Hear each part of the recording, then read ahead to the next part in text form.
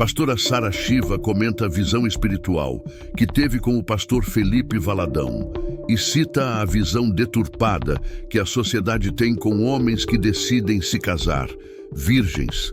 Acompanhe. Ser muito macho, né? Pro cara assumir, matar no peito a história da virgindade, né? Nos dias de hoje, né? Inclusive, um cara que casou virgem e eu fui madrinha de casamento dele, que agora tá super em alta aí, é o pastor Felipe Valadão, casado com a Mariana Valadão. Ele, inclusive, tinha já o sobrenome Valadão. É uma família muito famosa no meio cristão. Claro, né? Todo mundo conhece. O André Valadão, cunhado dele, e ele parece que agora brigaram. Você foi madrinha, então, do Felipe. Eu fui madrinha dele e da Mariana. Por quê? O Felipe, eu conheço o Felipe quando ele era solteiro. O Felipe chegou a fazer agenda pra mim, só pra você entender. Tocava comigo nos eventos. Me acompanhava. Ele era muito especial, sempre foi um cara muito especial. Ele sempre foi um cara muito brilhante, muito magnético. E ele tá com uma igreja da Lagoinha no Rio de Janeiro, em Niterói. Aí parece que eles brigaram. E aí brigou, e deu uma confusão aí. Mas eu, por exemplo, vejo muita gente não entende o jeito dele, porque ele é um cariocão, assim, ele tem um jeito meio quase bicheiro. Aquele jeito bem largadão, assim, de falar. Ele sempre foi assim, um jeito muito engraçado até.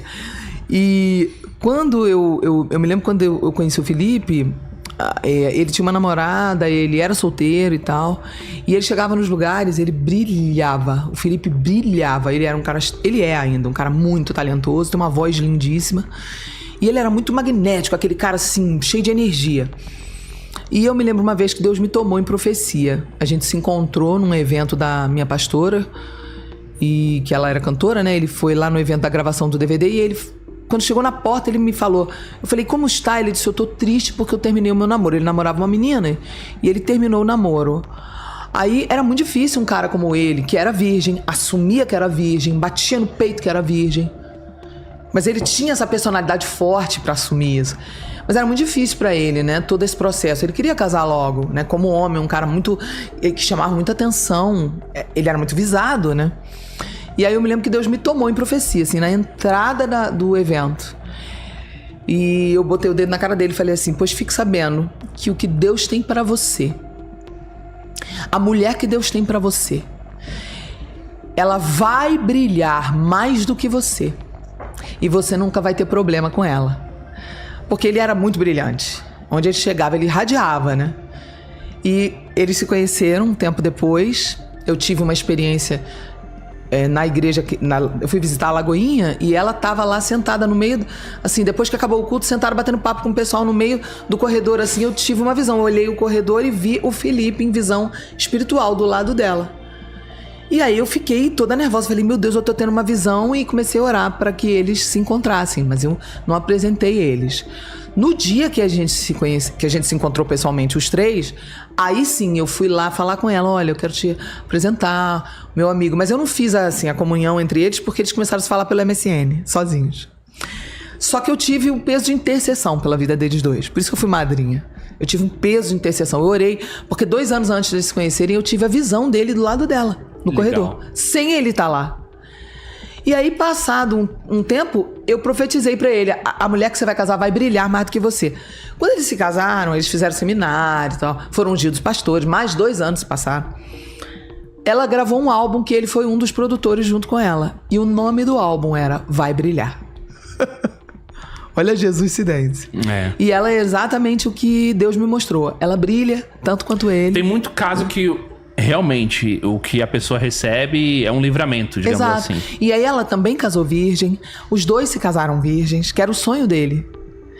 Ele se casou virgem. Então muita gente, por exemplo, hoje tem raiva dele, acha o jeito dele assim, assim. E eu defendo ele. Eu falo o seguinte, olha, o Felipe, ele é um homem de Deus. Ele tem muitos defeitos, como qualquer ser humano. Todo mundo tem defeito. Mas você nunca vai poder tirar essa virtude dele. Ele é um cara que ele é uma referência.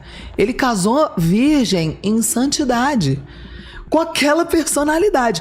Graças a Deus casou super bem com a Mariana, são super apaixonados e felizes. Então, assim, eu conheço alguns casos como o do Felipe, de homens que eu presenciei, eu vi a luta do cara. Você tem que ser muito macho, você tem que ser muito homem, você tem que ter uma autenticidade muito grande para nos tempos de hoje você aguentar segurar essa onda. o que é muito difícil. Os caras que estão nos ouvindo, o seu público, né, do Redcast aqui, tem homem, assim, que não tá nem aí pra religião, que não tá nem aí pra fé, e deve ser bizarro ouvir isso pra eles, né? Tipo, existe isso? Existe. Os caras, eles até entendem que existe. O maior problema, e esse é o medo deles. O maior problema é, peraí, se eu me guardar e lá na frente... Pra uma mulher idiota. Pra uma mulher que não vale a pena. Exatamente. A mulher que, ao invés de pensar como eu, fez tudo ao contrário. E aí, muitas vezes, a pessoa ainda finge que é, tipo, ovelha, entendeu? Só que, na verdade, é lobo. Só que aí, o que eu digo pra eles? Eu digo o seguinte: você tem muito mais chances de descobrir o caráter dela se você fizer abstinência do que você tendo relação sexual. Porque o sexo pode ser bom com uma mulher cachorra endemoniada, perturbada, ruim, perversa. Ser bom no sexo não significa bom caráter. Então o perigo que o cara corre é de se apaixonar pelo sexo, se apaixonar pela intimidade sexual. Uma mulher que não vale a pena constituir uma família. Então é burrice você começar pelo corpo, porque você pode sim se apaixonar por todo o prazer que você sentiu com aquela mulher. Você acha que os homens são mais cobrados pela sexualidade do que as mulheres? Eu acho que a cultura mundana, que não é a cultura de Deus, né? A cultura mundana, ela coloca como se isso fosse normal, ser descontrolado, não aguentar dizer não conseguir dizer não. A cultura coloca como todo homem... Não sei se você já viu isso, né? Todo homem que é homem olha, todo homem que é homem pega, se te der mole tu pega. Tem essa cultura, né? Por exemplo, se você vê na calçada uma mulher bonita, com a roupa muito justa, passando, é normal se passarem os homens, eu falo que é o demônio vira-cabeça, Júnior. Ele parece que faz assim, ó, na cabeça do cara. Pro cara. Mesmo que a mulher às vezes não seja tão bonita, parece que ele precisa se autoafirmar como homem e olhar pra dizer, olhei, sou homem, gosto. Por trás disso, tudo que é exagero é pra esconder o oposto. Por trás disso, existe uma insegurança da identidade. Porque o cara que se garante, ele não precisa provar nada pra ninguém. Então, o que acontece? Muitos homens querem uma mulher maravilhosa, mas eles também não estão trabalhando pra ser um cara maravilhoso. Aí vai ficar difícil, né? Não, o que eu quis dizer é o seguinte. Por exemplo, os homens, eles são cobrados muitas vezes, porque as pessoas batem muito nos homens. Principalmente dentro do meio religioso, tipo... Eu não bato. Eu faço um pouco a rota que muitas mulheres ficam com raiva de mim. Eu bato mais nas mulheres porque eu falo o seguinte, nós temos o poder de formar a mente dos homens. Então o que eu denuncio é, se nós estamos tendo problema com os homens, nós como mães estamos falhando. Nós formamos os homens saem de nossas barrigas. Então, eu vejo muita gente falando assim, porque o homem, ele traiu, o homem, ele levou doença pra mulher, né? Pegou alguma mulher na rua e levou pra dentro de casa. A mulher também pode fazer a mesma coisa. Exatamente. Mas, via de regra, a gente não sabe se os homens estão traindo mais do que as mulheres ou não. Se a gente for parar pra ver os números por aí, o que a gente tá vendo é que tá bem igual. É de igual pra igual. Com certeza é de igual então, pra igual. Eu acho que é mais fácil pro discurso, muitas vezes, você fala mal das coisas que os homens fazem porque eles fazem mesmo. Isso. Mas não quer dizer que as mulheres estão deixando de fazer. O que eu vejo, assim, é que os canalhas e as mulheres canalhas, eles se merecem.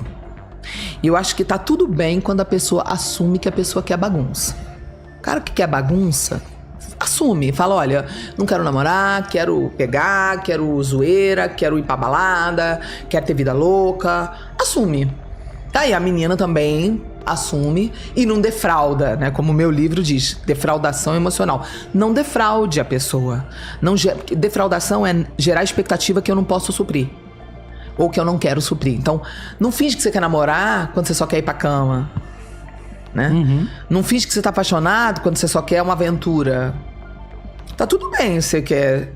Tua vida, tuas escolhas. Tudo bem, quando eu falo, eu não tô falando do âmbito espiritual, tá, Júnior? Âmbito espiritual não tá tudo bem. No âmbito espiritual vai ter colheita, o diabo vai ter legalidade na vida da pessoa. Eu tô falando assim, não julgo ninguém, sua vida, suas escolhas. Você quer viver uma vida louca, maluca e promíscua? Tua vida, tuas escolhas. Quem sou eu para botar um limite na sua vida. Claro. Mas o que é errado é defraudação. É uma mulher que quer vida louca fingir que quer ser mãe de família. Um cara que quer vida louca fingir que quer ser pai de família. Isso é defraudação. Porque você tá gerando expectativa em alguém, aí vem alguém que realmente quer uma coisa séria e você finge que quer e não quer. E aí você engana a pessoa. E a defraudação, no meu livro eu explico que ela faz com que a pessoa possa perder completamente a fé. Existem histórias de pessoas que se suicidaram, pessoas que desistiram de viver. Porque a dor da defraudação é uma dor como da morte. É uma dor como se todas suas esperanças fossem esvaídas. A sensação da defraudação é mais ou menos essa. Cara, eu acreditei que aquela pessoa me amava, eu investi tudo naquela mulher, eu construí a minha história, de repente eu pego a mulher conversando com outro cara. Cara, meu mundo caiu. É essa a sensação. Mas tem gente também que tá muito carente, não tá não? O brasileiro é um povo muito carente. Eu acho que o brasileiro é carente porque nós temos um problema na figura da paternidade, né? Nós temos poucos lares com pai e mãe, né? Nós somos um país que temos muito problema nessa área. Por isso que o meu trabalho... Tem uma palestra minha até aqui no YouTube, no meu canal, chamado A Importância da Autoestima da Mulher na Formação da Família. Eu fiz essa palestra na Câmara dos Vereadores de São Paulo, há alguns anos atrás, explicando que nós mulheres temos o poder de formar os homens. Os filhos homens, quando eles nascem e eles choram, eles não querem o pai, eles querem a mamãe. Então, o poder da mulher é muito grande na formação da mente masculina. Só que a maioria das mulheres está tão revoltada, com tanto problema, elas já se enveredam com o cara errado, já não se sentem amadas, que na hora que elas têm um filho homem, ao invés de elas cuidarem daquele filho para ele ser a vingança, elas acabam reproduzindo o padrão maligno do pai no filho. Então, pra gente mudar o mundo, pra gente ter famílias mais saudáveis, primeiro a gente tem que recuperar a mulher, recuperar a figura da mãe, recuperar a alma feminina, tratar de curar as feridas de alma das mulheres. Aí nós vamos ter mães saudáveis que vão criar filhos homens saudáveis, que vão amar as mulheres. Sim. E aí nós vamos ter futuros maridos que vão amar as mulheres e que vão ser também pais de homens bons.